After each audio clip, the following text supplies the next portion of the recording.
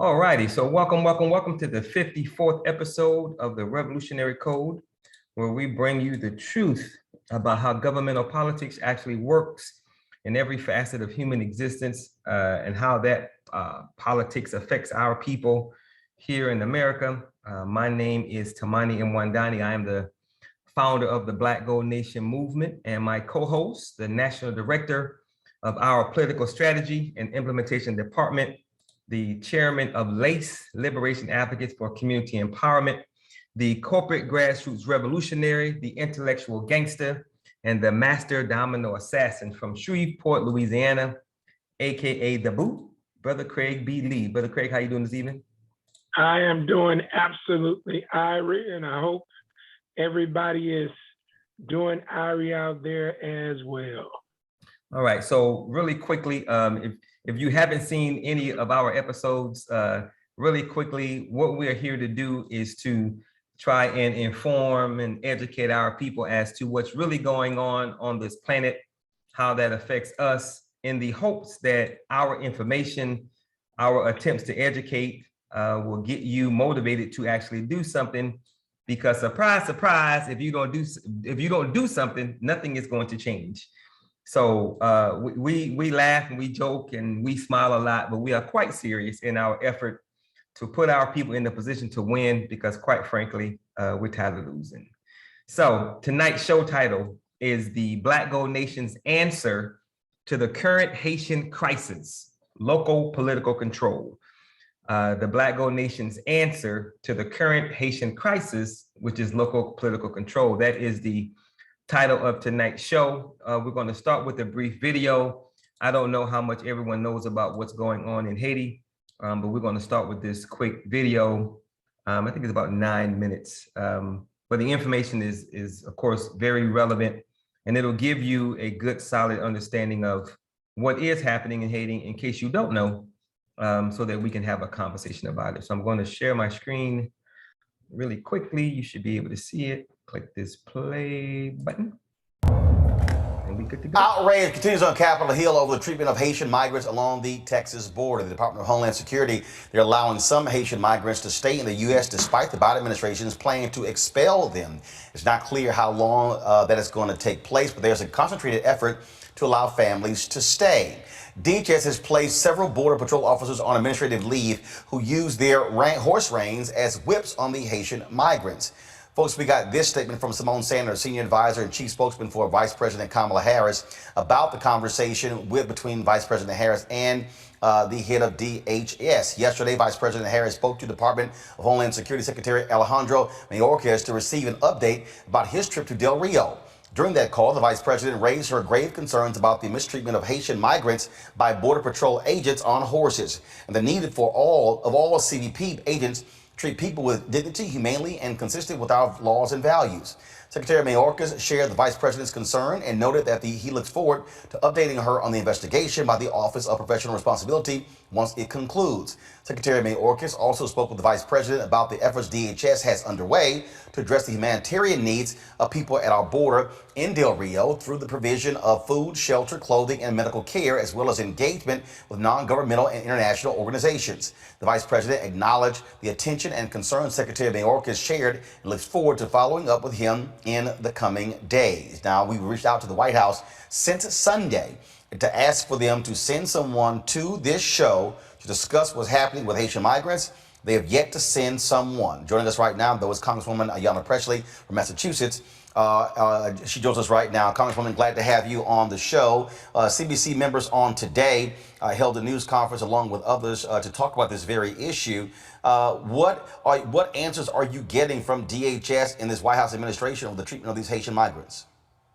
Well, first, let me just say, as co-chair of the Haiti Caucus, someone who proudly represents the third largest concentration of the Haitian diaspora in the country, we have been for 6 months now advocating for a halt to these deportations. Once Biden did come into office and instructed ICE to halt deportations, they continue to target Black immigrants and Haitian immigrants in particular. So this has been a fight for 6 months. More recently, myself and Representative Velasquez led a letter with dozens of our House colleagues calling for a halt to these deportations. This is a humanitarian crisis, and our response should be one that is humanitarian, that is humane, and this is not. The cruelty is the point. We have seen some manifests of children as young as 3 years old being deported, and we know, given natural disasters, the recent assassination of their president, the ways in which the pandemic has ravaged the region, it would just be cruel. The entire region is unstable. They have made it clear that they cannot accept anyone back. And so we need a halt to these deportations and a repeal of Title 42, which was weaponized by Trump, and that is deporting in the interest of public health. This should be repealed. Again, this is a humanitarian crisis. We need to affirm due process for legal asylum. Again, asylum is legal. And we need to halt all deportations. I am still trying to understand, and this goes back to the administration of Jimmy Carter. Why are Haitians treated differently than Cubans? And no one seems to give me an answer. Well, I think the point here is that Haitian lives are Black lives.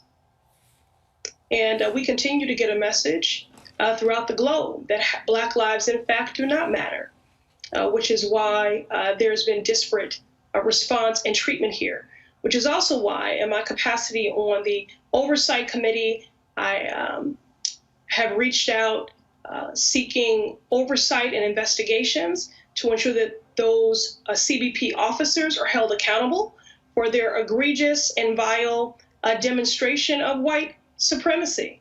CBP has been racist and rogue for a long time. So this is just another demonstration of the systemic inhumanity and cruelty of this agency. The union for the Border Patrol officers has come out condemning folks for their criticism of these agents. And I've asked the White House, is it policy in terms of for how folks are treated? Yet to get an answer. Now you have, of course, you got folks on the right wing who are saying, no, these were not whips, they're horse reins. Well, if you're swinging horse reins like a whip, damn it operates the same way as a whip.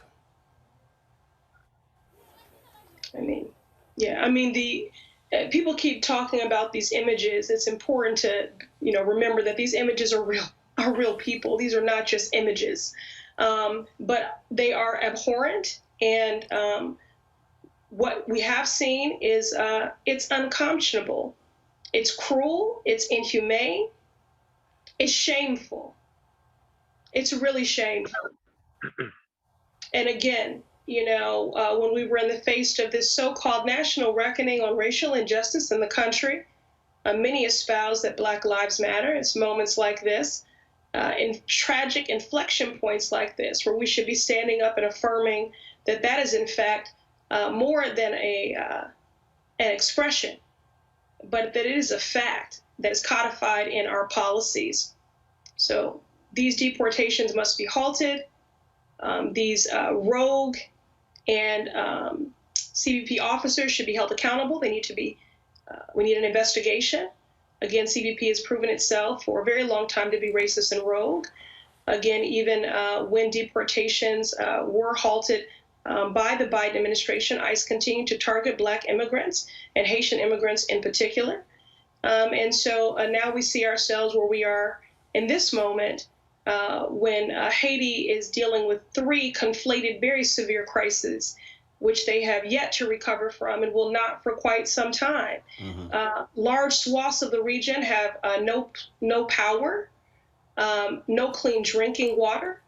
And again, many of those that they are deporting unjustly have not been to Haiti for more than a decade. And the children have never been there. And certainly during a time of such great instability, uncertainty, and violence, and a pandemic ravaging the region, this is not the time. This is the United States of America. We have the capacity to do the right thing here and to affirm due process for legal asylum. And the only thing that we're missing in this moment is the political will and courage to do it. Well, we certainly want to see more from this administration. Vice President Harris, when she was a senator, was highly critical of the use of this particular policy, which was pushed by white supremacist Stephen Miller under Donald Trump. It continues with the Biden administration. And so have they given you answers as to why they are continuing using it if, when running for president, then Vice President Joe Biden, now President, saying we should be treating people in a more humane way? Then you get a federal judge, Emmett Sullivan, here in D.C., who said they could not use this against families. And it was going to go into effect in 14 days, but they're actually going to even appeal that decision. Well, I've not spoken with the president directly. I have been in ongoing communications with the White House, and I did have the opportunity to speak to Vice President Harris directly about this when we were together at her residence celebrating the 50th anniversary of the Congressional Black Caucus. And I found her to be sympathetic, to agree with our characterizations, and I know that, and to be responsive. And as you know, members of the Congressional Black Caucus met earlier today with senior White House officials about this matter. And so we're waiting for their response, both to ensure accountability for the vile and egregious actions by these CBP officers, to halt deportations, to affirm due process for legal asylum, and to treat this like what it is, a humanitarian crisis. We have the capacity. This is the United States of America. We have chosen to exercise that capacity for everyone else, except for Black immigrants and Haitians. Last question for you, and I'm going to ask Phyllis Dickerson coming up next the same question. How does this administration explain to African Americans the making way, supporting financially Afghan refugees, but sending Haitians back? Has anyone explained the difference between how America is accepting and treating Afghan refugees compared to Haitian migrants who are trying to come into the country? Well, I've not heard that rationale or a rationale, because there isn't one. And the contrast is damning and the disparate treatment is obvious. So again, if we do in fact want to affirm that Black lives matter, and that is more than a rallying cry, but a value and a belief with which we practice, Haitian lives are Black lives. And it's tragic inflection points like this where we need to stand up. This is a humanitarian crisis. It requires a humanitarian response. And the callous and cruelty the Haitians have been met with at the border is certainly not consistent with that. We must halt all deportations immediately and repeal Title 42 and hold accountable the rogue officers and their vile racist actions. Congresswoman Yana Presley, Massachusetts. We appreciate it. Always glad to have you on the show. Thank you, Roland. Thanks a bunch. All right, folks, let's go to our next story here in D. All righty. So I hope everyone had a opportunity to catch the entire video. So, Brother Craig, I have a number of questions for you. Of course, the first one is Haiti is a sovereign nation, correct? So, Are they supposed to be a sovereign nation? supposed to be a sovereign. Right. So that means if they're supposed to be a sovereign nation, that means that the citizens of Haiti should be sovereign citizens, right? Supposed to be sovereign citizens. So we've heard that sovereign citizen, being a sovereign nation, can protect you and buffer you from the evil white people. think this video kind of proves that that is kind of incorrect. Yes. You know, I've sent you several videos over the past week dealing with this issue of sovereignty and nationalism and nationality, and there are times,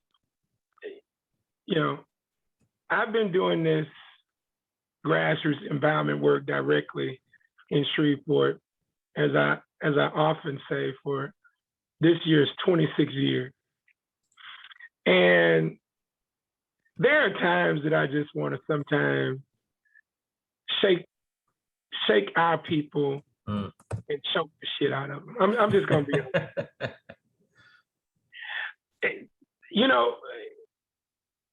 I get it that the majority of our people don't have a clue about what all of this is. Yep.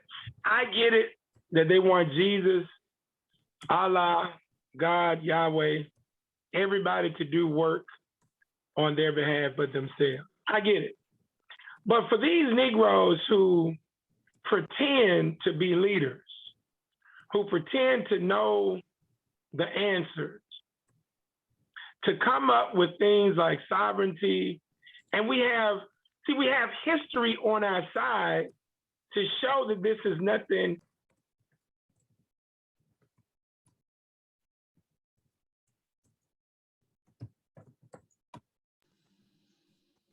Sorry about that. All right. Had a call. Yeah, but nothing but rhetoric. Yeah. Because at the end of the day, history shows us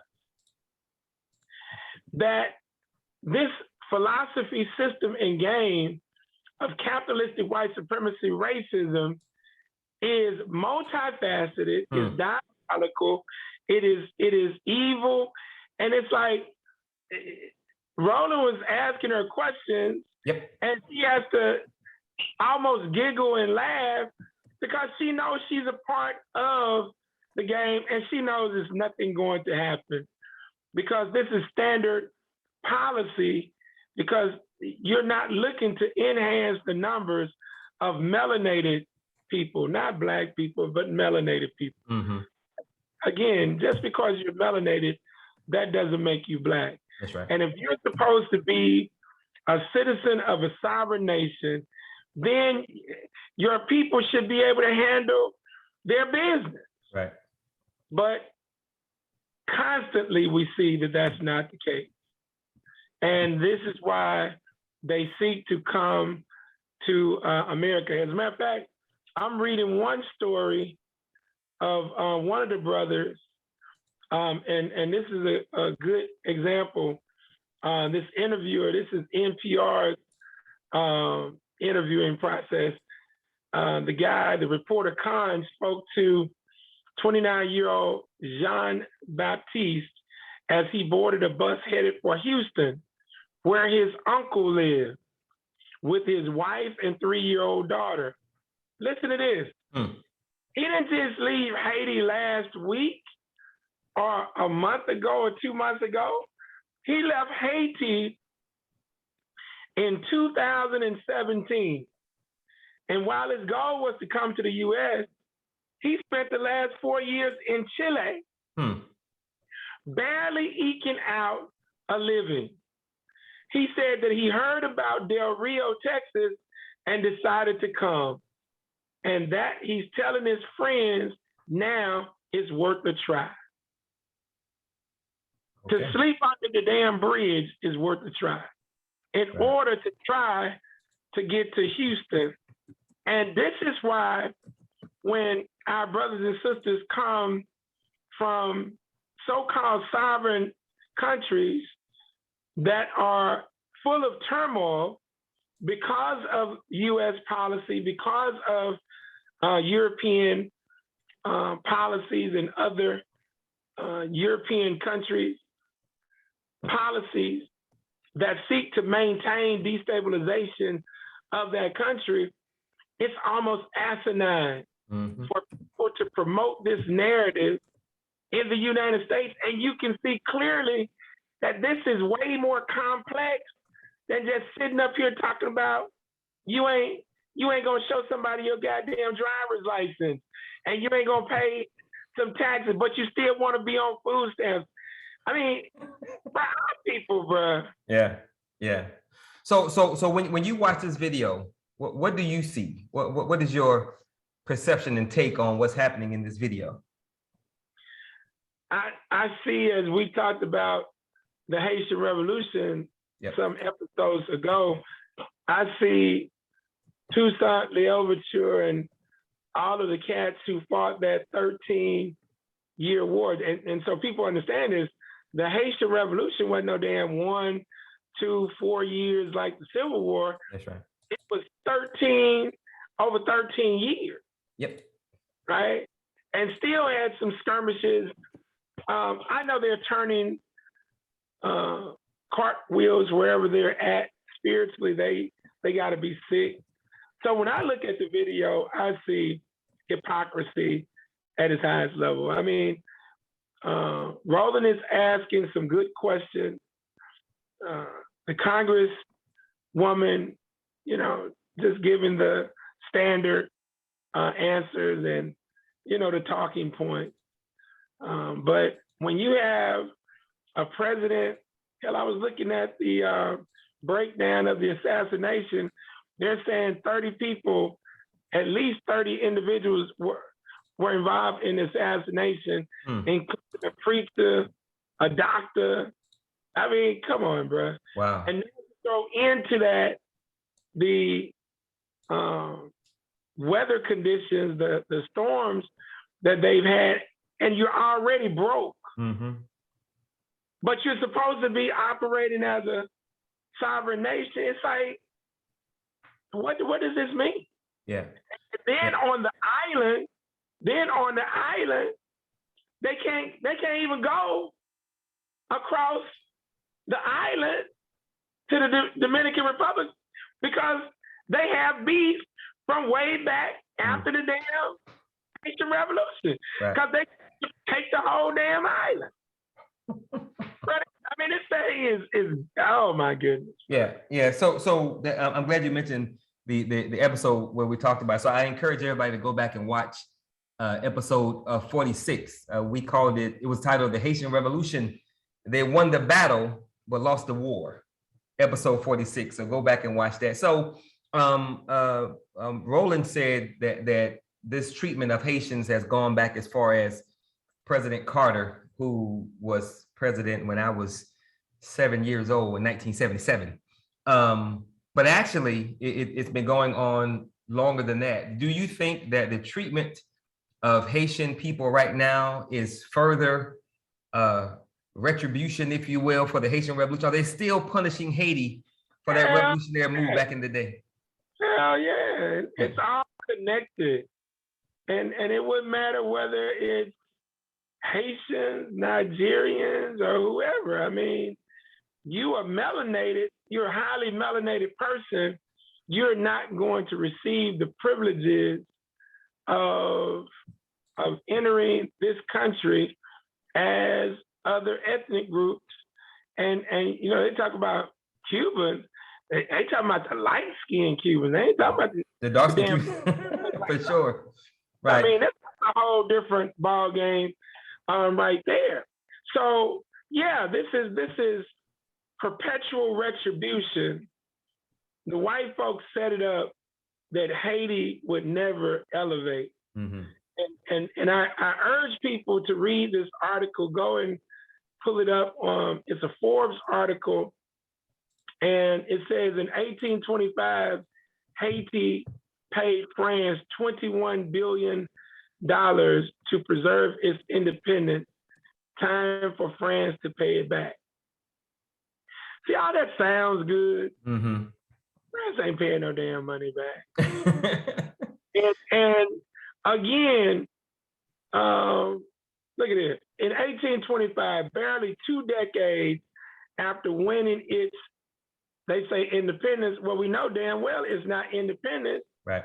So, pseudo-independent, against all odds, And of course, we need to thank them for that. Haiti was forced to begin paying enormous reparations to the French slaveholders it had overthrown. Okay? So if you're sovereign and you're independent, why you gotta still pay? Let me get this straight. Your damn slave owner get paid reparations for you no longer being in slavery? Yeah. Bruh, come on, bruh. Yeah. So, let me just juxtapose this and we can move on. So this is great case analysis for everybody on this damn call. The next time a Negro tells you something about some damn sovereignty, something about some goddamn nationality, you look at them and you just give them that look like of bewilderment. Because the best place for us to operate is inside of the belly of the beast so that we can now take over local land masses. And if you want to do something to help brothers and sisters in Haiti or whatever, we can if you're controlling your own city. However, the question would need to be asked of Haiti, why can't you take care of your own citizens? That's what you fought the damn revolution for. Right. And I'm glad you mentioned Congresswoman Ayanna Pressley. And I wasn't sure if she was hesitating because she didn't know the answer, she didn't want to say the answer. So do you think she's living in a different America and she just doesn't know? Do you think she knows that she's just giving lip service? What is your take? Because she was kind of she was hesitant on a lot of those questions. Go ahead. She knows, man. What party is she affiliated with? Democrats. What party is Joe Biden affiliated with? Democrats. What party is Kamala Harris affiliated with? Democrats. What party is Barack Obama affiliated with? Democrats. So they're part of the same goddamn game. So she can't go in the paint on Joe Biden. So how many times does she use Joe Biden in her conversation? Hardly any. But who did the conversation?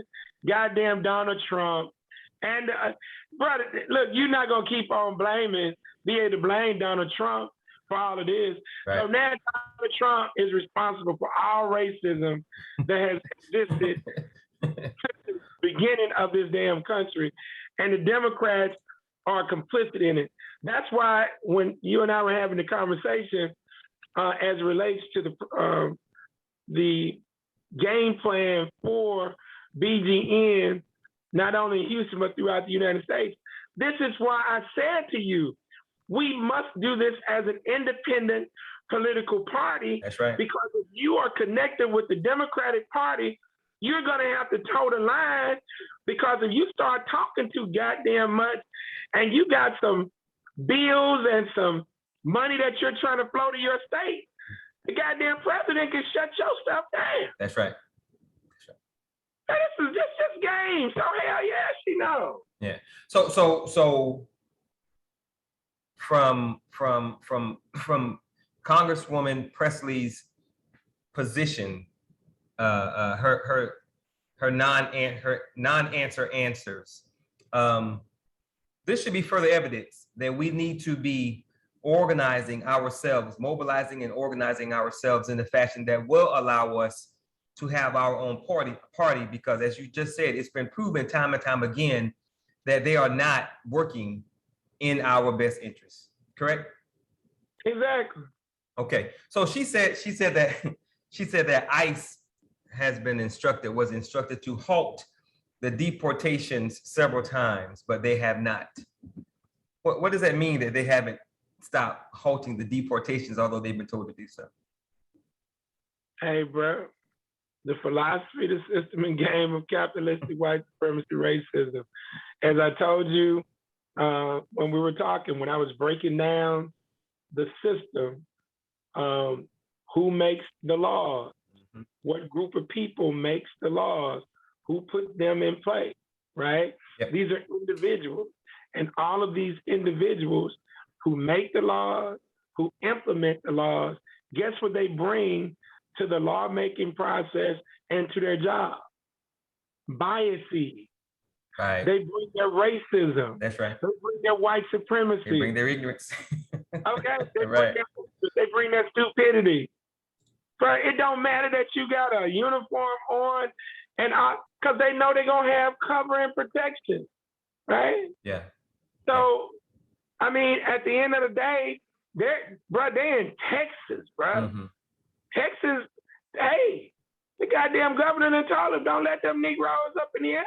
Yeah, yeah, and they are most certainly doing that. She mentioned. Go ahead. And what color state is Texas? What's the Republican? Blue or red? Red. And what political party you think those ICE? Republican. Okay. Yeah. So, yes, sir. And the majority of the Texas state legislature is what? Republican. And the governor is what? Republican. So they goddamn gang say we gonna do what the hell we want to do. Right. And we triple dare you to say anything or do anything about it. So now the Democrats got to play this game. Mm-hmm. They better stop treating them that way. Yeah. Payal. Come back here, Kunta. Come here. Payal. Because they clicked up. Right. And damn thing you gonna do about it? Amen. She mentioned Title 42. For those of us who don't know what Title 42 is, Title 42 is part of a U.S. health law, which prohibits entry into the United States when the Director for Disease Control believes, quote, there is a serious danger to the introduction of a communicable disease into the United States, end quote. Essentially, depending on the health situation, the U.S. is able to prohibit entry to anyone except U.S. citizens, lawful permanent residents, and their spouses and children. So they're using this Title 42 against Haitians or immigrants of color, melanated immigrants, to keep them out. Would you agree with what the Congresswoman said, that the U.S. government has weaponized this law, Title 42? Philosophy, system, and game of capitalistic white supremacy. I'm gonna take that as a yes. I stand by my answer on all of this. And as a matter of fact, when we're talking about weaponizing, go back to that Forbes article. There's a photo I want people to see in that article of this brother and the caption underneath the photo. And I want you to read that. I want everybody to see this. It's the photo at the top. Yeah, it's a brother. I want the tooth missing in the middle. Yeah. He's at the top. You mean to read it? You want to read it? Yeah, I want you to read it. He said, we can spend 30 years and we'll never bounce back.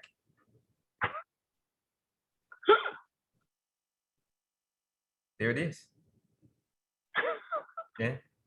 Yeah. And from America's perspective, as we are seeing right now, they are going to do every single thing they can to ensure that Haiti never rises. So let me, Senator, and she's right. The Afghans have measles, but they're allowing them in, which means what? Title 42 don't mean nothing. That don't care about that means nothing.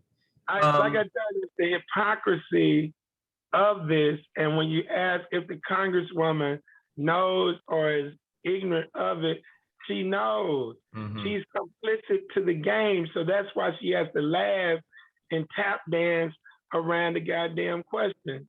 And that's why the Negroes are so crazy. And that's why when you go back to when Donald Trump first ran for president, which he worked for the damn Democrats anyway, because he wasn't a damn Republican. He worked for the Democrats. And remember what he said. You remember? Well, what do you have to lose? What the hell do you have to lose? they ain't did nothing for you. You just being pimped and played like a ping pong ball. What the hell do you have to lose? Yeah. And so now, in order to get the Democrats back in, they let Trump run rampant, not the Republican Party, but the Democrats. And Trump is still playing his role as a double agent for the Democratic Party, being the boogeyman, so-called boogeyman, for the Republican Party, which is emboldening them to rock and roll. And I love it because this is the only time that Negroes really get a chance to see Yes, sir. how folks really, really roll. Yeah, and really don't care. Yeah. And I'm gonna get to that non-caring in a second, but if you missed the beginning of the show, you listen to the Revolutionary Code, where we bring you the truth about how governmental politics actually works in every facet of human existence and how that affects our people, Black people here in America, Africa, and the diaspora. Tonight's show is our 54th episode, and it's titled "The Black Gold Nation's Answer to the Current Haitian Crisis: Local Political Control." My name is Tamani Mwandani. I'm the founder of the Black Gold Nation Movement, and my co-host is Brother Craig B. Lee, the National Director of our Political Strategy and Implementation Department. Okay, Brother Craig, next question. From recent hurricanes to earthquakes to COVID, Haiti is going through a lot, but America is still sending them back to a country that's unstable. They have no government. They have no power. They have no potable or drinkable water. America is sending them back to that hell and that chaos. I know your answer, but I got to ask the question: why would America do that? Of capitalistic white supremacy. And now they're gonna say, unlike what they do with the Afghans, because Afghans are what? Afghans are what? They're allies. Yeah, they're what? Allies. They're allies. Yeah, no doubt. You see, because they help the United States advance their drug operation. You know, That's right. You know, drug dealers now. Yeah. Y'all do that, right? Yeah. It was just about the oil. It was also about the damn heroin, the poppy field. Poppy seeds, yes, sir. So now they let their allies, you know, but look how they was even treating their allies. It took a hell of a lot of pressure. They were trying to lead their hands over there too now. That's right. It didn't go smoothly as people think. But at the end of the day, they're gonna now use the sovereignty argument against them. Shit, y'all need to be able to pull yourself up by your own bootstraps. Yeah, y'all won the war. You're free. Help yourselves. So let me ask you. We know because of the show that we did that the America, along with the other gangsters that formed that blockade around Haiti, that said, okay, well, you won the battle, but damn it, you didn't win the war. We're not only going to make sure that you can't export or import a damn thing. We're going to make, and this is really absolutely amazing. We're going to make you pay us for your revolution. if what can, it'd be different if Haiti wasn't an island. But what can Haiti do to, I mean, what can she do? Brother, Duvenel Francois, we can spend 30 years and we'll never bounce back. Yeah. Because they bounce back in spite of everything that you just said. Yeah. And at every turn, the United States and the colonial powers were working their work to help destabilize the government. And they could only do it if you had what?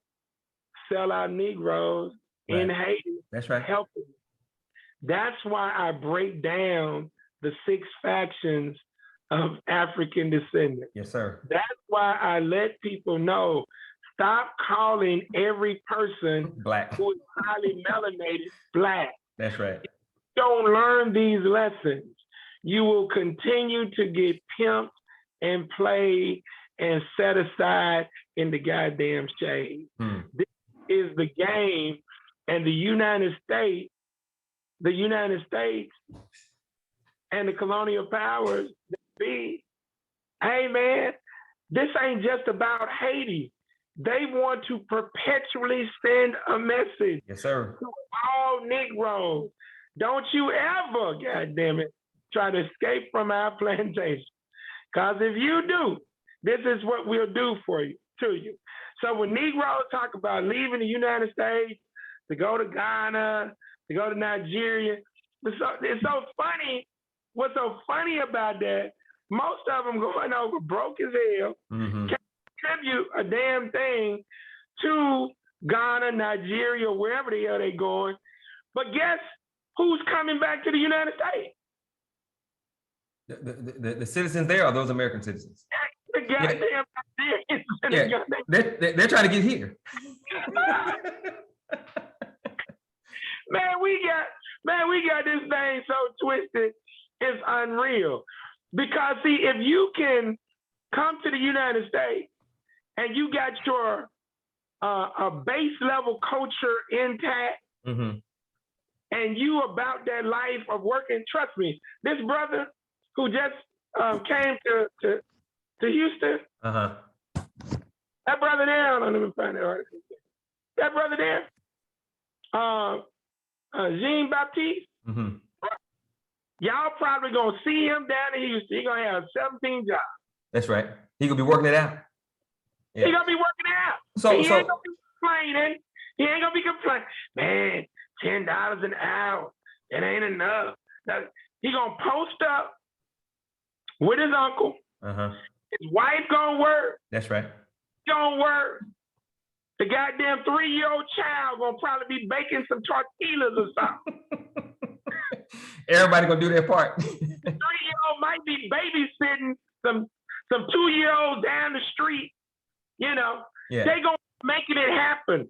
They're not gonna be sitting up talking about, oh, you're supposed to just go work and I'm gonna sit home and watch soap operas. Listen, once you now start to struggle, and you see the destitute, yes, sir, environment, that these folks are coming from, bro, they come here and what we complain about, they look at as heaven. Right. Is that all you worried about? Yeah. That's all you worried. They're gonna put the work in, bro. Yeah. Taro and I went to a celebration this past weekend, Nigerian American celebration. It was her childhood best friend's life day celebration. And you should have just heard her husband from Nigeria. I love my wife. I love my wife. When I came to America, I had nothing. But when I married her, I got a car, I got a house, and most importantly, I got my goddamn papers. I got my papers, goddamn. I love her. Right. So let's say, what if you woke up tomorrow and the Creator has blessed you with the opportunity to be the leader of Haiti? What would you do? What would be the first 3 things that you would do to try and put Haiti on a righteous, positive path to independence and recovery? What would be the top 3 things that you would do? Seriously. Kill all the sellouts first day. How would you identify those sellouts? I had to get the streets. The streets will tell. Yeah, the streets will tell you. Gotta take the sellouts out first and foremost. All right. That's the first goddamn thing. Secondly, we now gonna get to some negotiation based on the types of products that we sell. I'm gonna maneuver and work out some arrangements with some African nations to now start to infuse some capital in the mix. I'm gonna start with them first before I start talking to China or America, whatever. But we're gonna sit down and have some negotiations, but we learn what we can produce, what raw materials that they have, make sure that we take control of that. Because I'm told that Haiti has a natural mineral that's similar to the vibranium that is mentioned in the movie Black Panther. Right. They have some kind of mineral, precious metal or something of that sort. So if it's controlled by a private corporation, we got hey man, we got to have that. That's right. That's right. They got to get some gangster takeover of the natural resources so that we can now start to maneuver. Fourth, I'll build a strong, I will go and whatever I got to do to build the relationship with my brothers in leadership in Dominican Republic. Right. I'm going to do that. You got to. And I'm also, because, they're right there by Puerto Rico as well. Yeah. So we got to work out whatever difference is. If I got to bring you back 75 chickens and 1,000 goats for my past sins, let's go on and get to doing that. That's right. But we're gonna have to work that out. Yeah. Because you're not gonna be able to keep that divide going and being broke at the same time. That just ain't gonna happen. Yeah. Your answer is interesting because it's pretty much exactly what this brother did. You know who Maurice Bishop is, right? Yeah. Yeah. Prime Minister of Grenada. Yeah. The exact same thing you said you would do is what he did to eventually move Grenada forward. But of course, eventually he was executed. Oh, they're gonna take him out now. Yeah, no doubt. So there are some things that Haiti could be doing if they had the proper leadership, correct? Yeah. See, because and that's why, Tamani, when you talk about the proper leadership, yes, sir. What's the first two of the 6 pillars of empowerment? Spirituality and right organic culture. See, if you don't have those two, you can never have right leadership. Yeah, for sure. If you don't have those two, you can't have visionary leadership. Because if you look at, you remember the movie Born Identity, the first Born. Yes. I might go back and watch that tonight because Jason Bourne was sent to do what? Assassinate a head of state, African brother. Exactly. No doubt. And he got a little sentimental when he saw that the president had his child. Yeah. And so he ends up, getting shot and loses consciousness. But now the scene that I really love that depicts what we're talking about, goddamn African president survives, and he's talking to his partners on the phone, didn't know that his trusted partner that got his ass set up. Yep. So he could walk by the window at a certain time. Yeah. And while he's talking about, God damn it, I'll give them. Yeah. It's over. Took his ass out right then. Yeah. Just like they just did to who? I don't know who they just recently. Oh, the president of Haiti. Right. Which really, we joke and we laugh, but that's yet another reason why the whole sovereign thing is so ludicrous. Because that's like you always say, Brother Craig, that's not how this thing works. But for whatever reason we keep missing. Okay, so next question. So we have, of course, we have brothers and sisters who want to march and who want to protest. I would never tell anybody not to do that kind of thing, and that's what they want to do. But seriously, all jokes aside, can marching and protest rallies, can that be helpful? I guess to draw light to the situation. Without it's a tactical. Listen, protest and marching is an essential part of the advocacy process. It is not the only goddamn thing, though. Right. What happens with grassroots people, because they don't comprehend the full scope right. of everything, they go march and whatnot. See, we told them we did our thing, man. We Going back to the house. or you go vandalize or whatever. You believe that? None of that. Look, man, if you can now do that, that creates, as Martin Luther King called it, that creates the physical tension that forces your group of negotiators to come to the table with the power structures group of negotiators.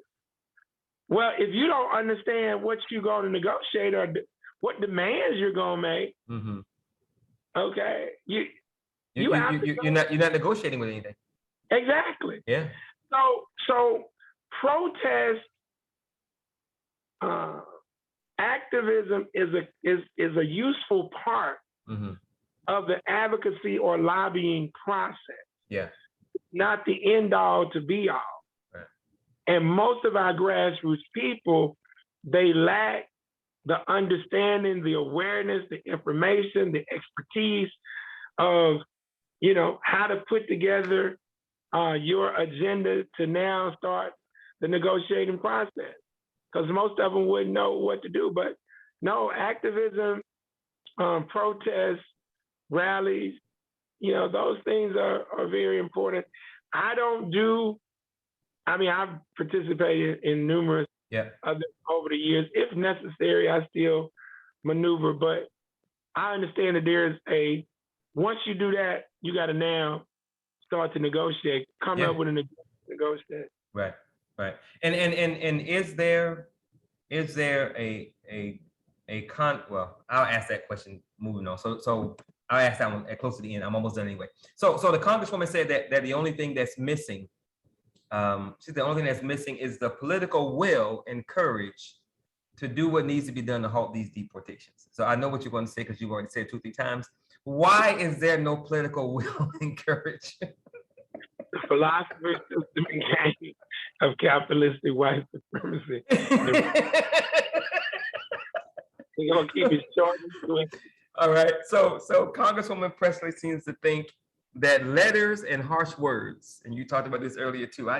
Y'all need to stop it. These things are going to work, are going to do anything. So, and this goes to the question I was going to ask.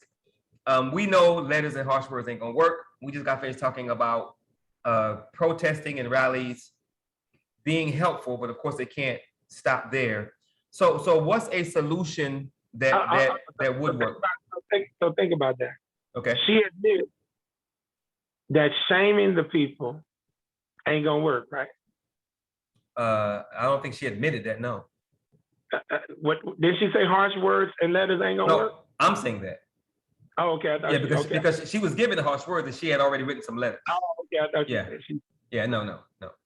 So the next question is, if we know the letters and the harsh words are not going to work, if we know that rallies and marches can be a part of a solution, I don't know if your solution isn't realistic now, because I don't think Haiti has that kind of leadership. So what can people who care in America, melanated or not, what can be done from this side to help the brothers and sisters who are going through this situation right now, realistically? I know. Mobilize, organize, energize, galvanize grassroots people to take over their cities. And there's nothing immediate that's going to help our brothers. You cannot build a house or a commercial structure from the roof down. Right. This is now an international issue that is now at the doorstep of America, but it's international. Yep. We can't even get a goddamn grocery store. Right. In Black communities. So what the hell we doing talking about what's going on in Haiti and what we going that it doesn't work that way. That's right. So that is nothing but irrational emotionalism. Yeah. And I don't stop anybody from voicing opinions. I remember when I was at Xavier, we participated in a writing campaign to help free Nelson Mandela. Mm-hmm. I mean, it's a big thing. This was an international deal. Yeah. I remember. Now, now that I look back on that, I say, man, that was a gangster pimp game them white folks played. Now you say, now, wait a minute, Craig. Nelson Mandela was the icon for Black folks. All the game, baby. Because guess who paid for that letter writing campaign? Probably some white folks, white liberal organization or something. Shell Energy. Yeah, we did our part.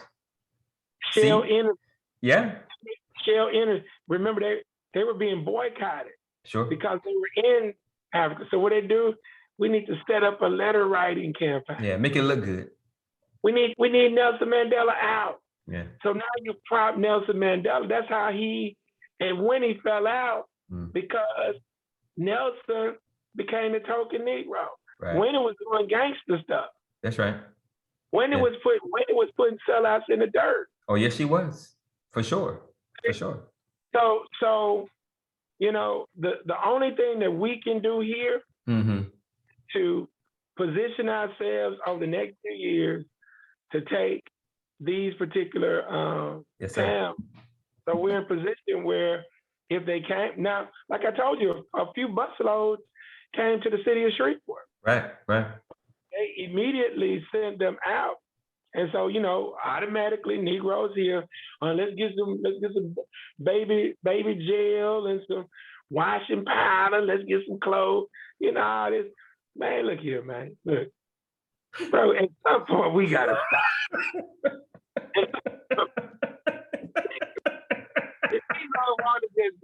The Negro just gotta feel like they doing something. Right. But the stuff that they need to do, they won't do. Right. Because they don't. Yeah. Because we don't want to think that long term into putting in that.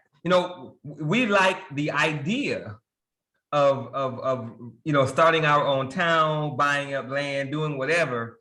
We like that idea, but we don't want to put in the work to make that a reality.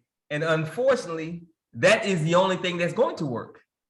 Because again, if you can't control your space, you can't do anything. So if we had control of the space, then we could take some Haitians in and actually do something to help. God forbid, if we got control of multiple spaces, we could take that many more Haitians in. But of course, to do that requires you come to practice. And we don't want to practice because we think we Iverson. And if you don't know what I'm talking about, watch last week's episode. All right, two more questions. Congresswoman Presley also mentioned that members of the CBC met about the issue, and they were going to meet about it and see what they can do. So what do you think is going to come of that? The CBC, Congressional Black Caucus, having a meeting about the Haitian crisis. What's going to happen? Not a damn thing.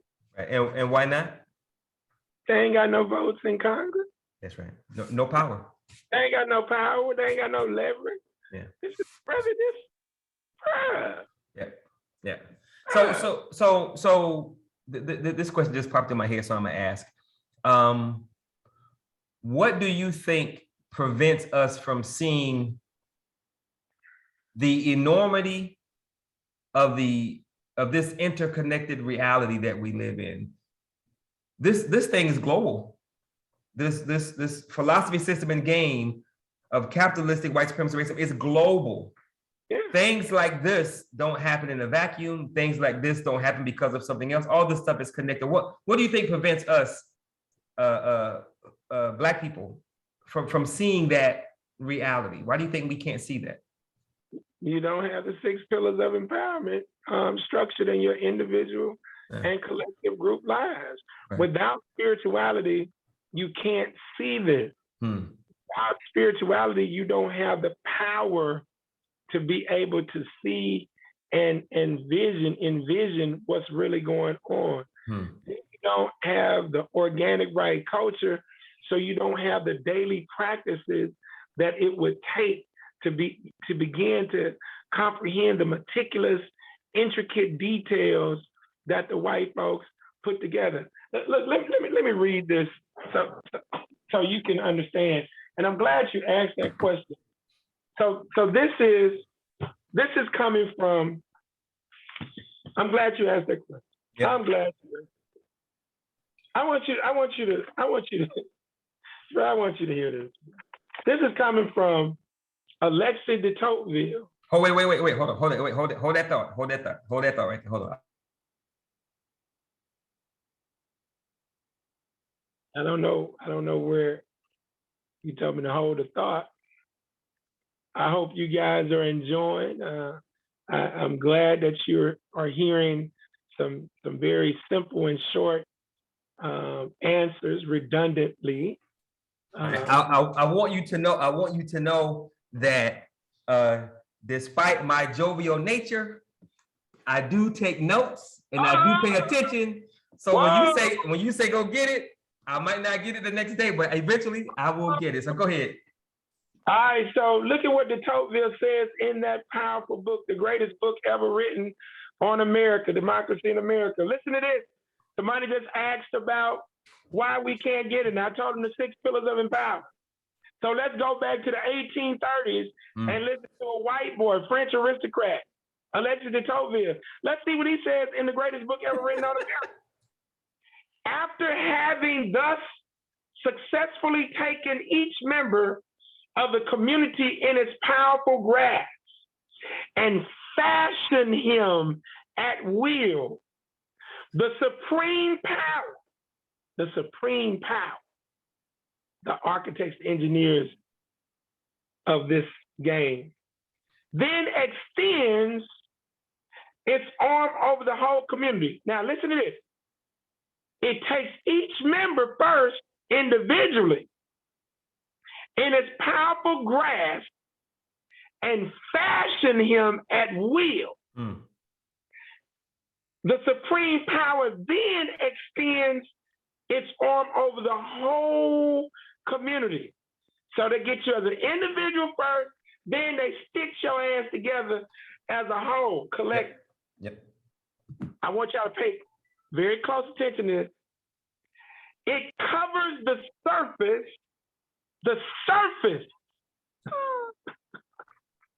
He didn't say the nucleus. It covers the surface of society with a network of small and complicated rules, minute and uniform, through which the most original minds and most energetic characters cannot penetrate. Wow. To rise above the crowd. The will of a man is not shattered, but softened, bent, and guided.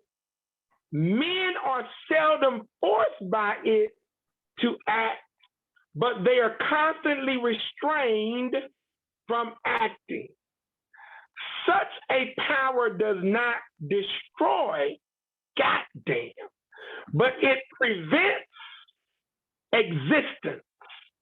It does not tyrannize, but it compresses, innervates, extinguishes, and what else? Stupefies. Make your ass stupid. You said stupefies a people? Stupefies a people. Right. To each nation now. Because they you just said, not only in America, but throughout the world. That's right. Because they clique is rolling with them. Oh, they're gangster. Till each nation is reduced to nothing better than a flock of timid and industrious animals, of which government is the shepherd. Gangster. You know. Okay, so if a system has done this to our people, stupefies us, makes us sheeple, keeps us powerless, takes away our culture, our name, our forays, our heroes. If a system has done this to us, then what is the only thing that can reverse it?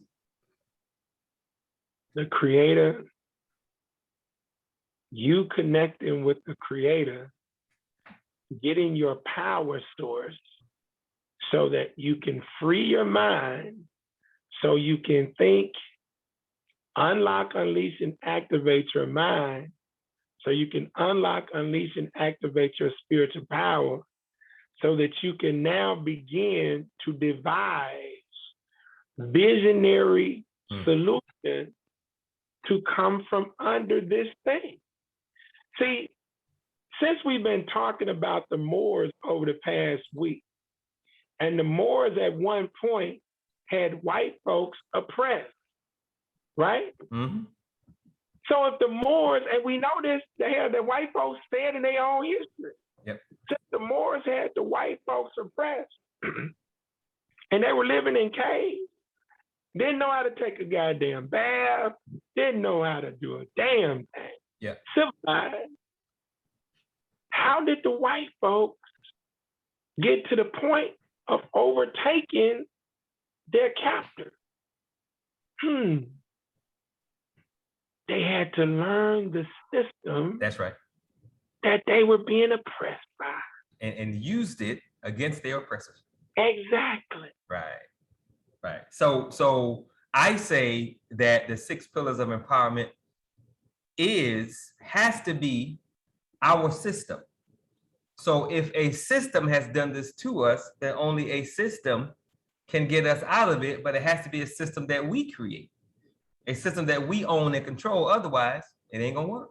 Exactly, and it has to be a righteous system. It has to be a righteous system. You can't fight full-scale, high-level, savage evil with partial righteousness or partial good. Right. That don't mean we do all this, we forgive. No. We fight. Yeah. But we got to be righteous. We don't mess over our brothers and sisters. We are equitable. We are just. We do the right things on a daily basis. And now the Creator starts to work with us. And things that we can't handle, don't try to act like we can goddamn handle. That's right. God damn it, you ain't gonna be sovereign. Not in this physical realm. Right. The government. So if it does happen, guess who's gonna have to make that happen? Us. The Creator. Oh, the Creator. Other powers, yeah. I got you. Okay. Yeah. The Creator working with us. By all means. You see what I'm saying? Yeah. See, so we don't focus on things that we cannot achieve. Mm-hmm. We focus on the things that we can achieve.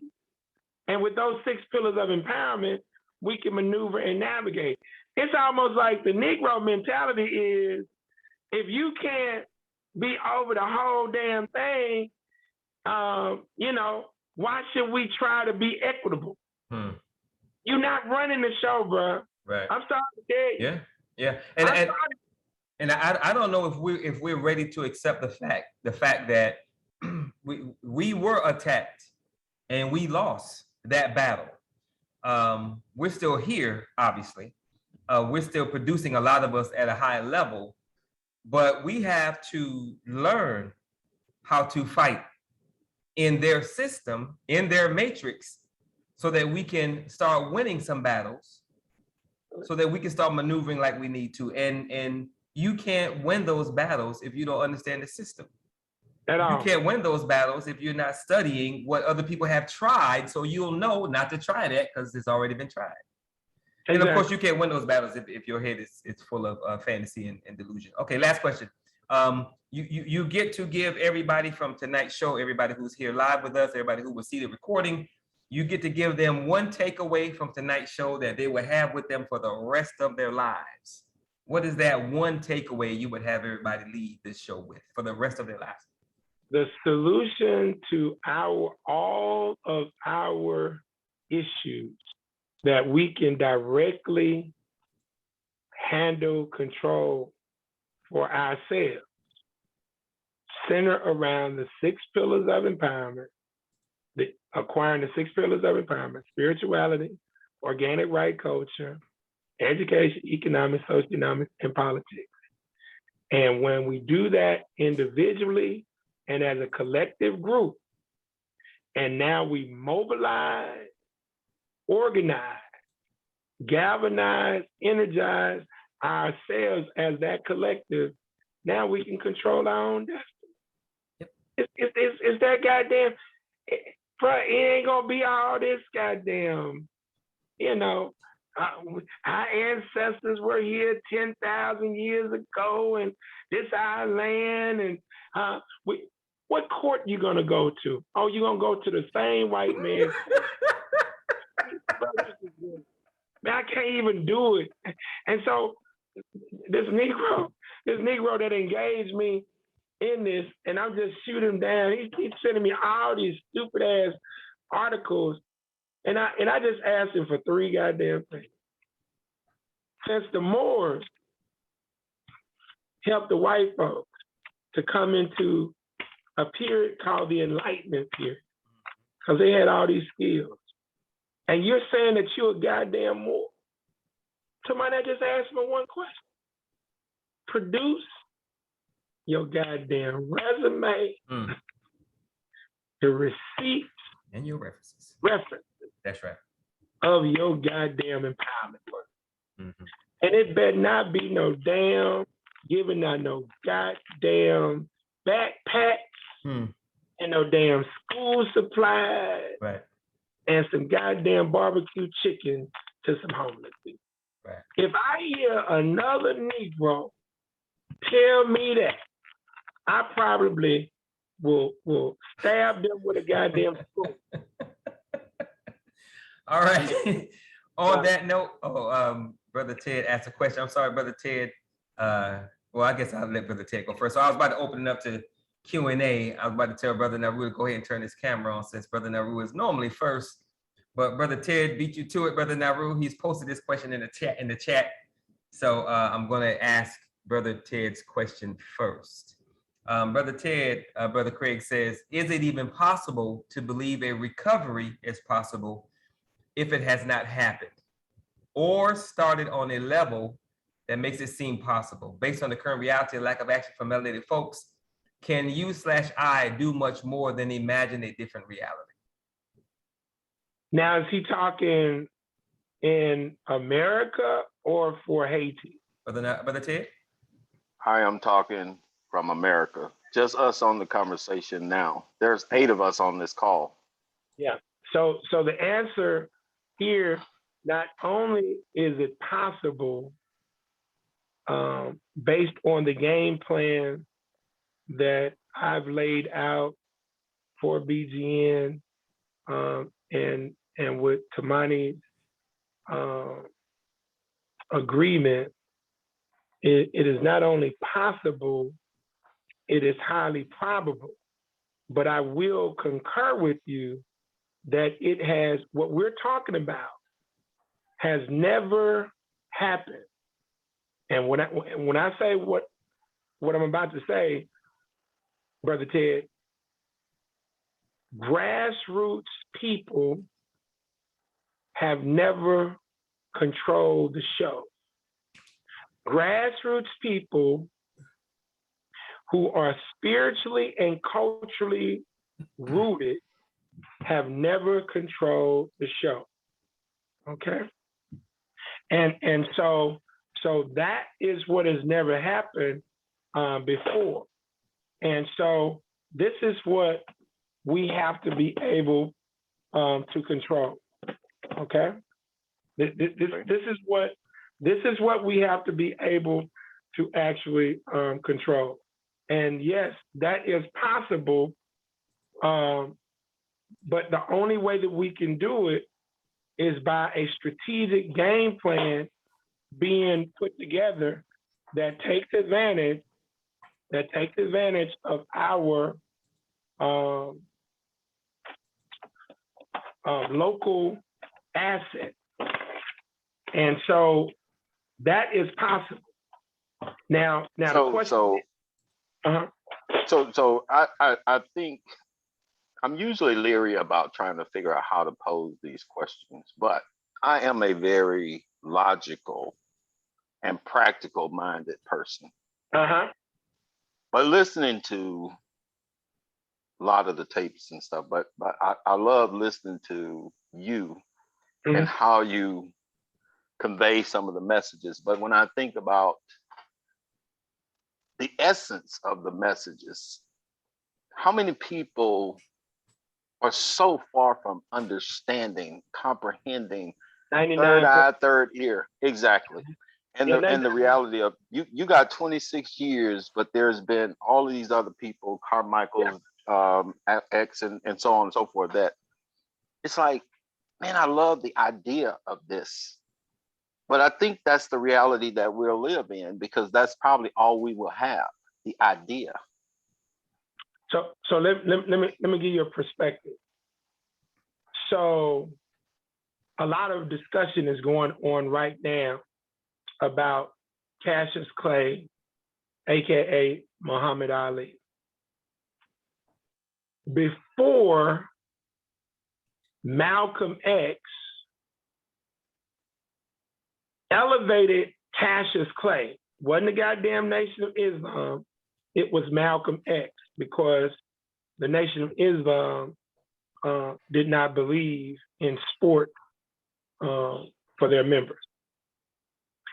Before Malcolm helped to elevate Cassius Clay, who would ultimately become Muhammad Ali, Sonny Liston was viewed to be unbeatable.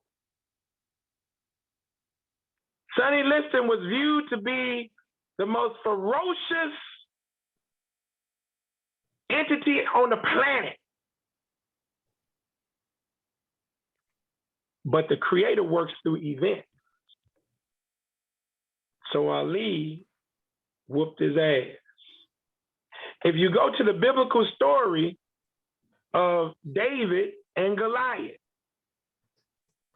Goliath was viewed to be this giant of a so-called male man. Nobody could beat him. He was viewed to be unbeatable, unstoppable, impenetrable, and everybody was scared.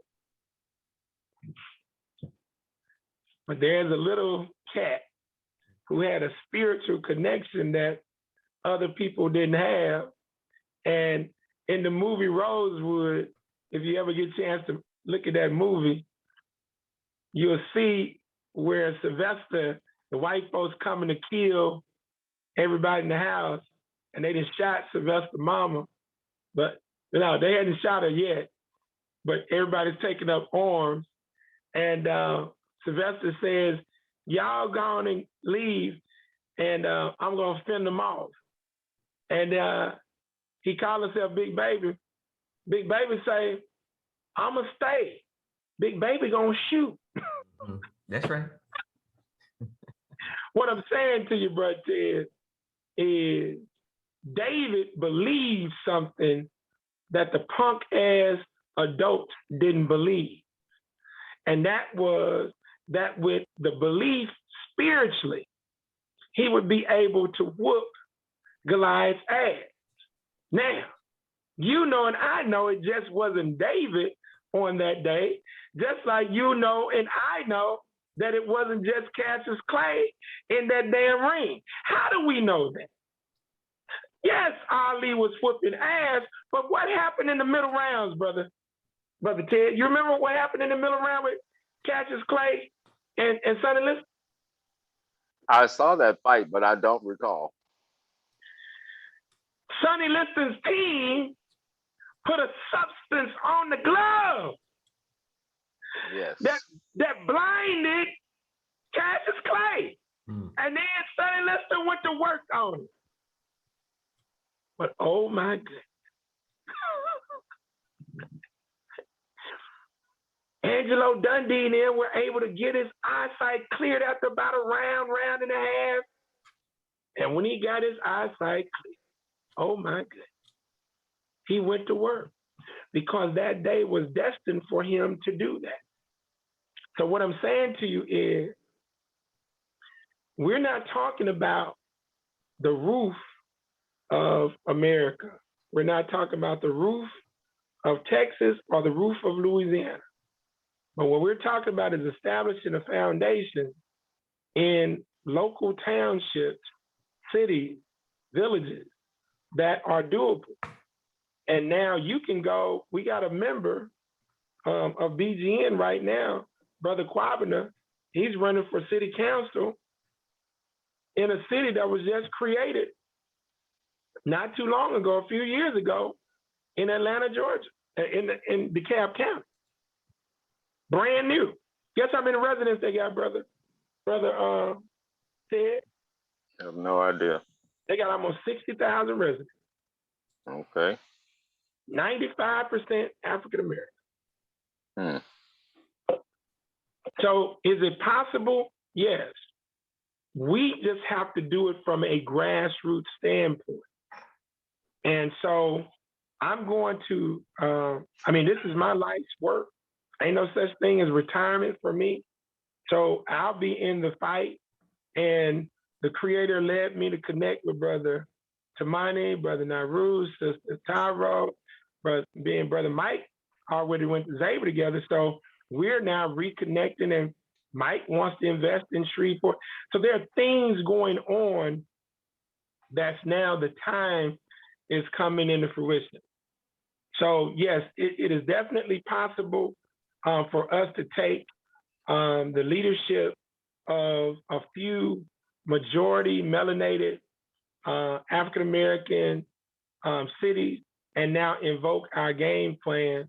But we need those 6 pillars of empowerment to be in place with a small team of people to be able to do that. All right. Just wanted to know your take on the question. And Brother Ted, yes, sir. You've heard of 50 cents, right? I have. Now he has a slogan that says, "Get rich or die trying." You know what my slogan is? What's that? Get empowered, goddammit. All right. I got you. Get empowered or die trying. Goddammit, I'll die trying. I'm already empowered, but I'm going to empower a team of people so we can do this. And the beautiful thing is, I think it was former president of Morehouse College, Dr. Benjamin Mays, who said, "He who starts behind in the great race of life must forever remain behind or run faster than the man in front." Our ancestors didn't know if January the 31st, 1865 would ever come.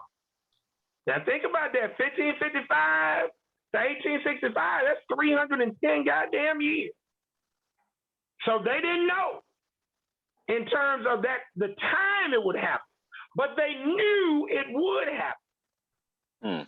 So we set the baton and advance the baton in the race, and we do all that we can do while we have health and strength to advance the baton and run our race. And if we do that, even if all of what we desire to do is not done before we leave this planet, we have set the baton on its proper course so that the next generation can handle their business. I can appreciate, and I do appreciate that response. Yes, sir. And Brother Ted, if you continue, because I know you've already started, if you continue to watch the movie reviews and you continue to participate in the Revolutionary Code, this show, brother, you will see, you will come to realize just how possible this thing is. And the reason why no one has ever done it is because they didn't fully understand how everything works. We are very, very, very fortunate to have people with us who understand how this thing works in different arenas, and all of us coming together create a unified solution. I can tell you from my perspective, I learned a lot being an active member of the Shrines of the Black Madonna. And I think we got a lot of things right. But I will say, Brother Ted, the things that I think we didn't get right or we didn't fully understand, I am telling you, brother, those things I have learned and am learning from Brother Craig.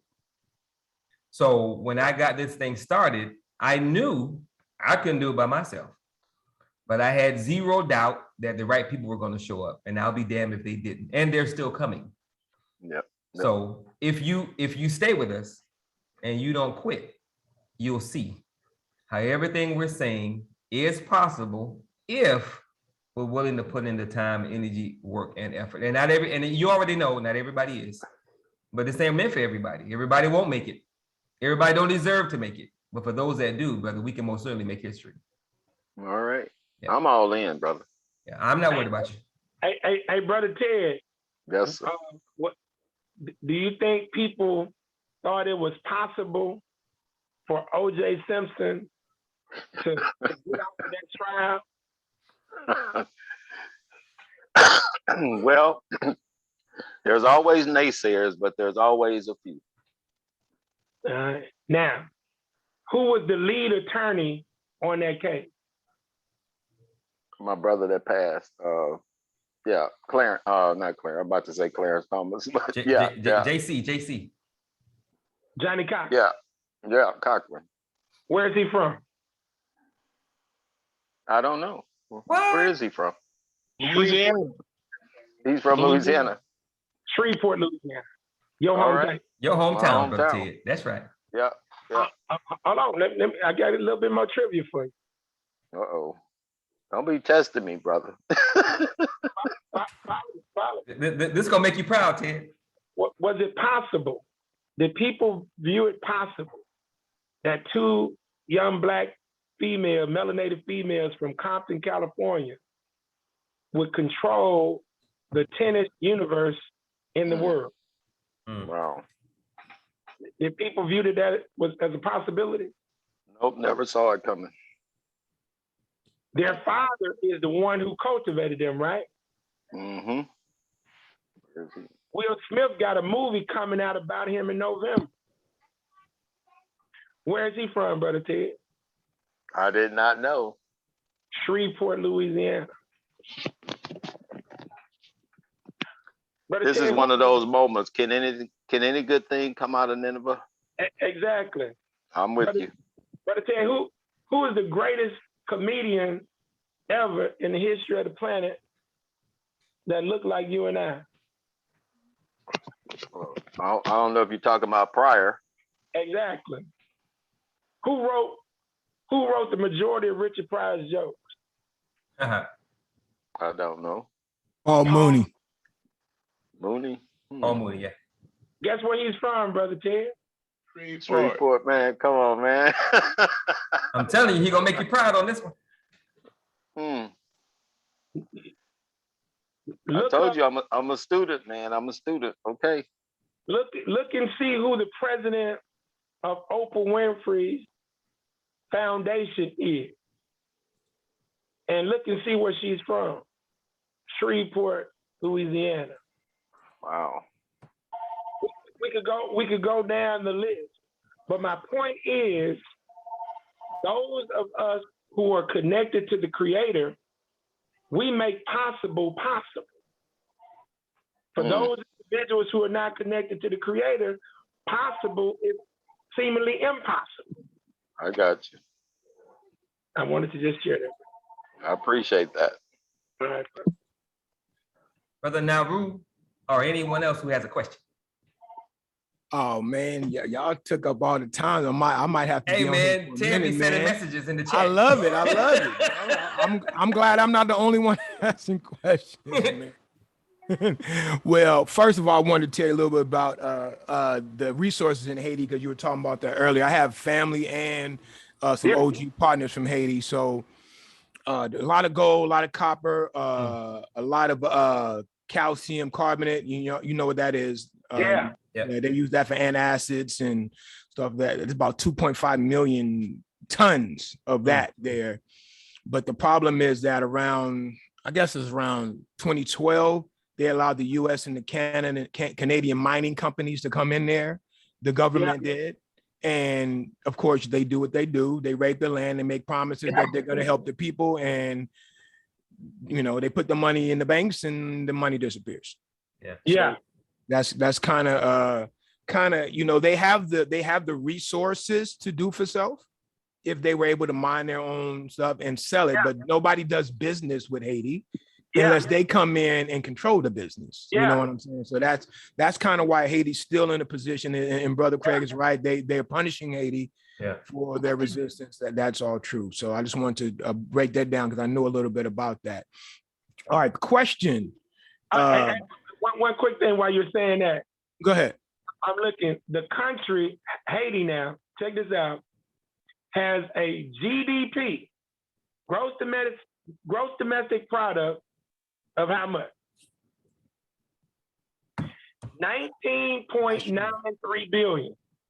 I thought it was more, about 20 billion. Yeah. Okay. Now, do you know how retardedly low that is?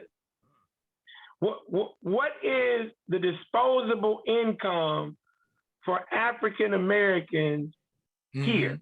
1.5 trillion. No doubt. Okay, I just wanted to say that while you were talking about that. But that's somebody else setting those parameters for Haiti. That it's probably worth whole lot more than that. Exactly. You know, that's real talk. So Brother Craig, I gotta come at you on this one today. Now you quote the Bible several times. And you talk, and today you said we have to wait for the Creator sometime to solve this problem. I want you to expound on that. How much of the Bible do you actually believe is true? What parts are false to you? Because I've noticed you quoting it a few times in the last few weeks. So I like you to clarify that so that we won't fall into religiosity, bro.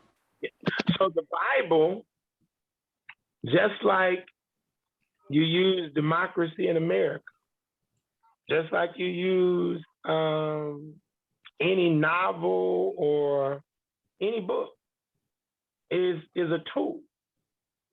It's a tool.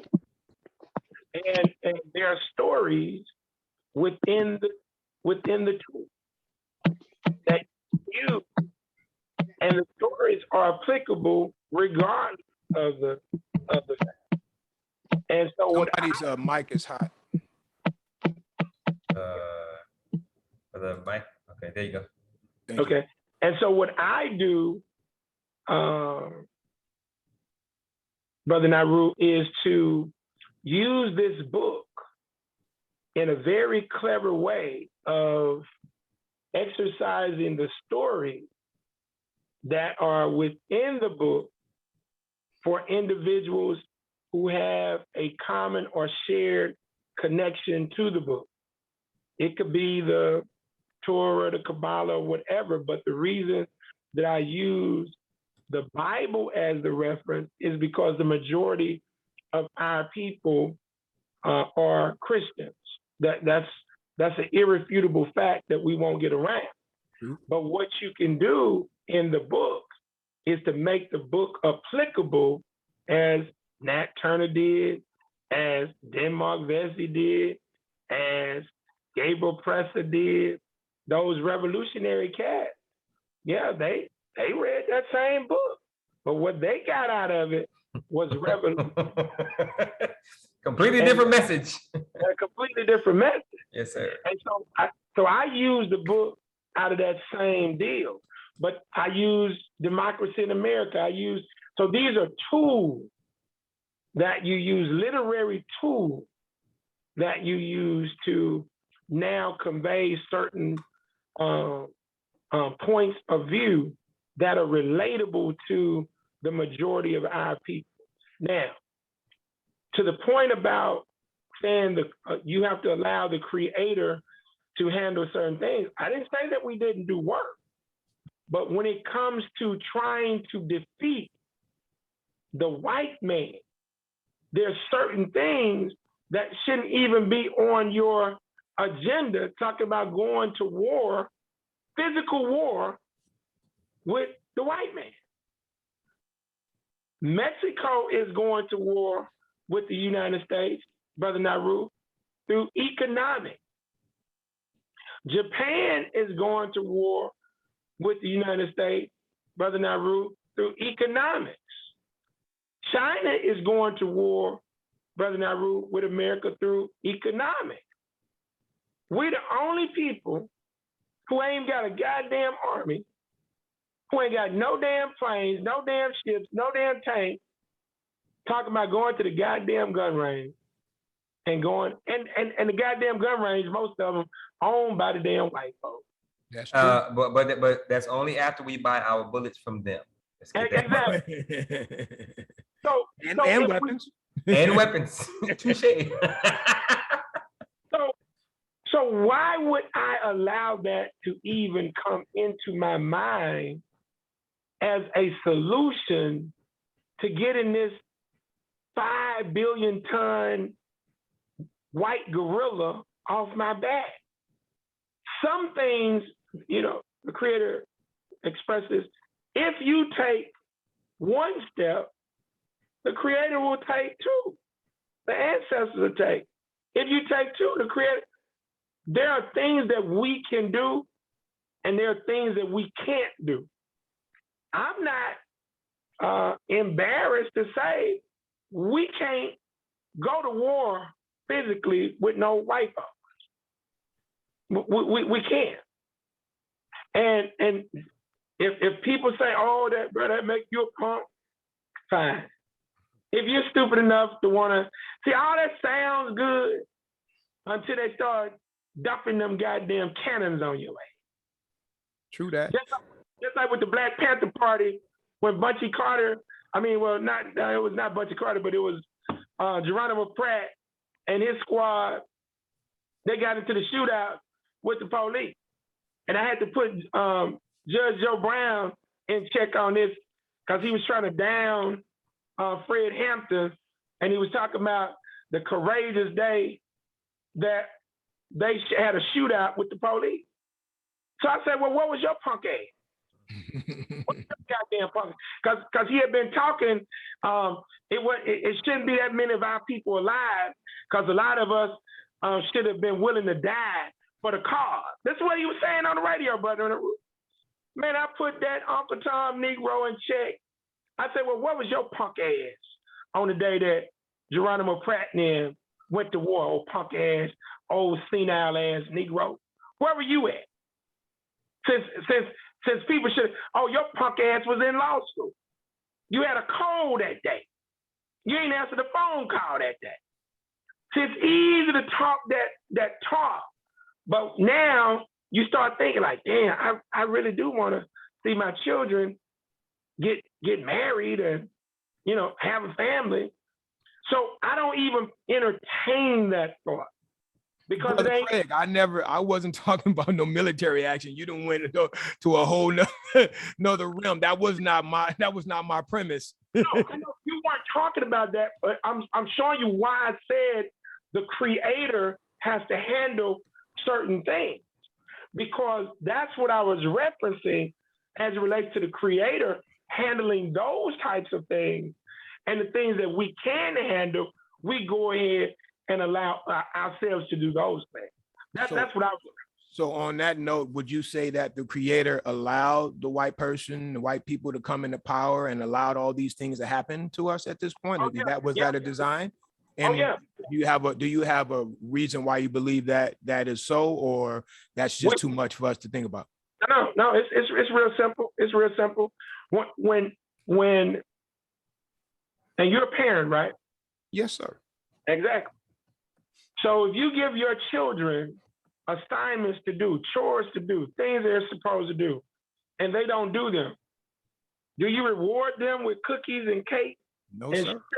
There are consequences, right? Yes, sir. That's what has happened. And it's real simple, because we are the original people of the planet. So you said, well, how did we fall from our grave? It's real simple. Our people started to believe that it was them and not the creator working through them.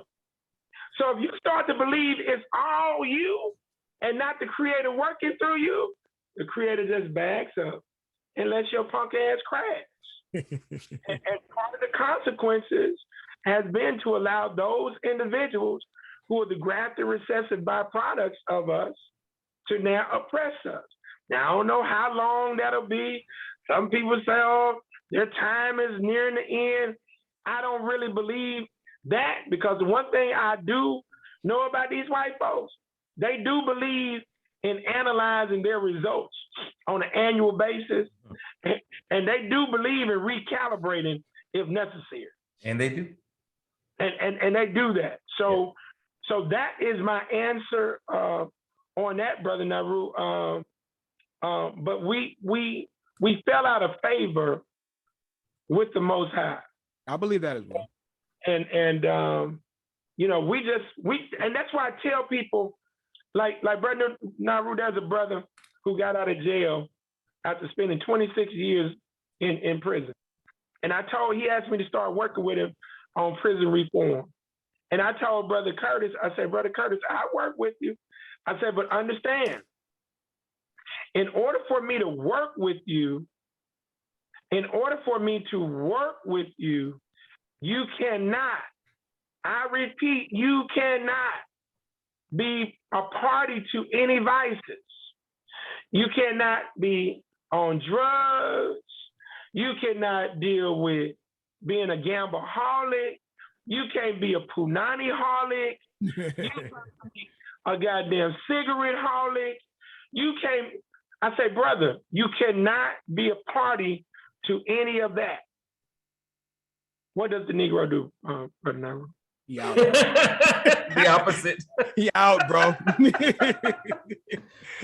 Negroes start running hustles on females, thousands of dollar hustles. Who gets to call me?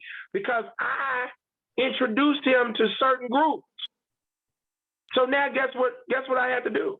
Disassociate myself with. Cut him off. Yes, sir. He out. You see what I'm saying?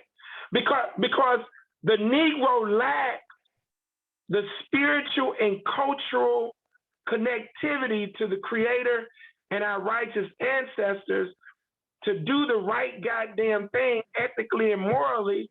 And as a byproduct, as a result, the Creator now has to take you through very hardcore consequences.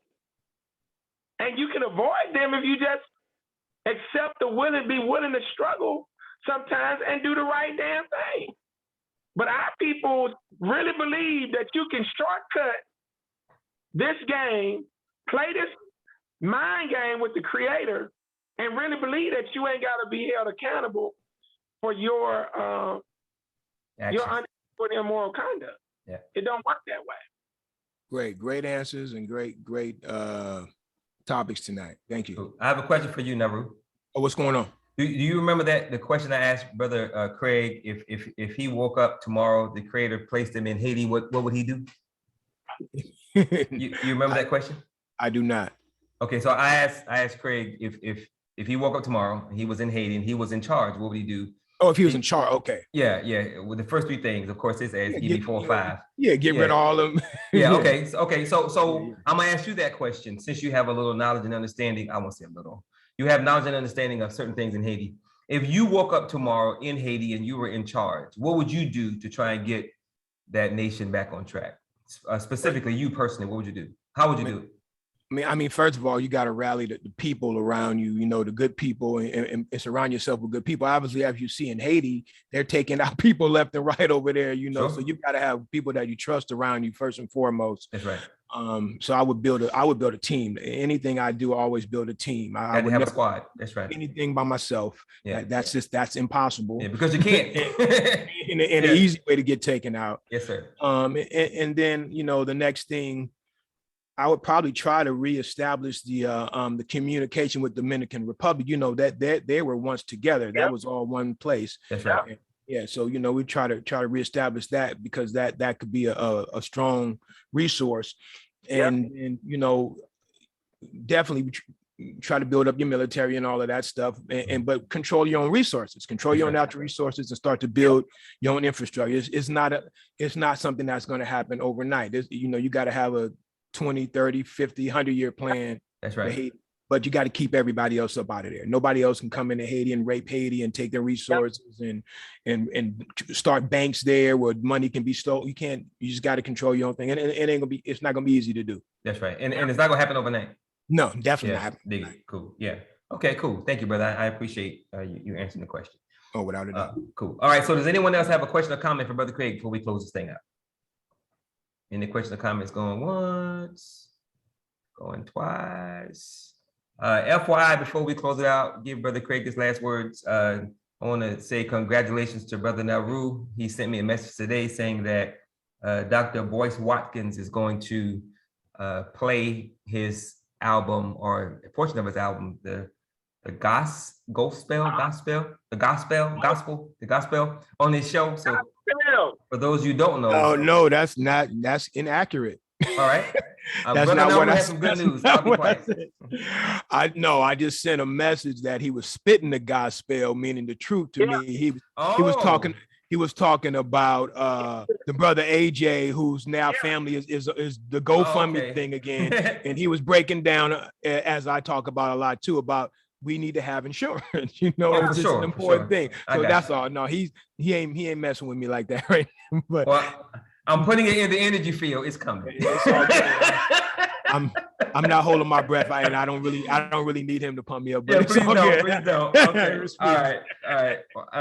Amen, brother. Thank you for that correction. I appreciate it. Okay, Brother Craig, closing comments, remarks. Yeah, just hey, thank everybody for attending, and we continue to build.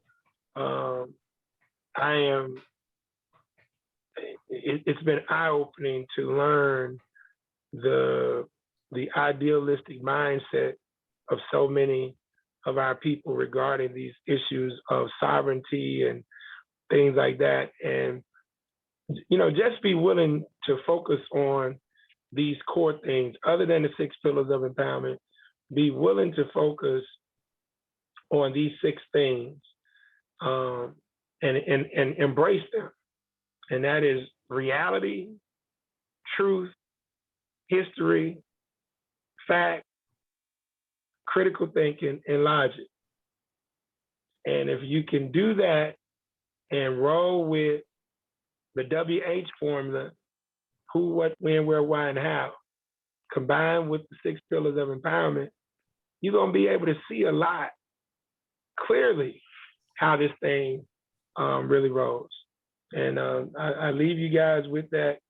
I got to roll over to see my childhood partner jump the broom this weekend in Dallas. And they got the Grambling Prairie View game going down in Grambling this week. I mean, in Dallas this weekend. So I hope you guys have a great weekend and look forward to seeing you all next week. Cool. On that note, always remember that no one can do everything, but if everyone does something, everything will get done. And absolutely, always remember that nothing is more sacred. Not you, not me, your kids, my kids, your family, my family. Nothing is more sacred than the liberation, empowerment, freedom, and salvation of Black people. Because if Black people don't make it, you're not gonna make it, I'm not gonna make it, our children ain't gonna make it, and our family members are not going to make it.